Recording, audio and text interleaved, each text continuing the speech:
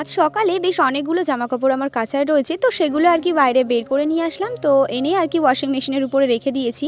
তো তারপর চলে গেছিলাম এই যে বাপি কী কী সবজি নিয়ে এসেছে সেটা দেখার জন্য। এখানে দেখলাম কিছু কচু নিয়ে এসছে, তার সাথে ওই যে মাছ, কুমড়ো, চিংড়ি, আর এখানে তেল, পেঁয়াজ, আদা, রসুন রয়েছে দেখলাম। আর তারপর আমি এই যে এখন ভাতটা বসিয়ে দিয়েছি। তো 12টার মধ্যে রান্না শেষ করতে হবে। বাপি এই যে মাছ নিয়ে এসেছিলো, তো সেটাই বাপি এখন কাটতে বসে পড়েছে। তো আমি বললাম আমি কেটে দিচ্ছি, তো বাপি বললো যে না, তুমি ভাতটা গিয়ে দেখো, আমি মাছটা কেটে দিচ্ছি। তো তারপর মাছটা কেটে দেওয়ার পর এই যে আমি এখানে কুমড়ো আলু এখন ভাজা বসিয়ে দিয়েছি। আর আজকের ওই যে চিংড়ির যে খোসাগুলো সেগুলো পেস্ট করে নিয়ে না একটু বড়া বানাবো।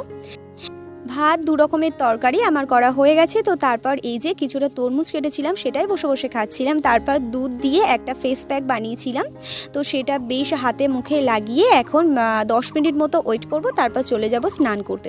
বিকেলবেলাতে ওর জন্য 1 গ্লাস গ্লুকন্ডি জল বানিয়েছি, আর আমি একটা শশাও কেটে নিয়েছিলাম।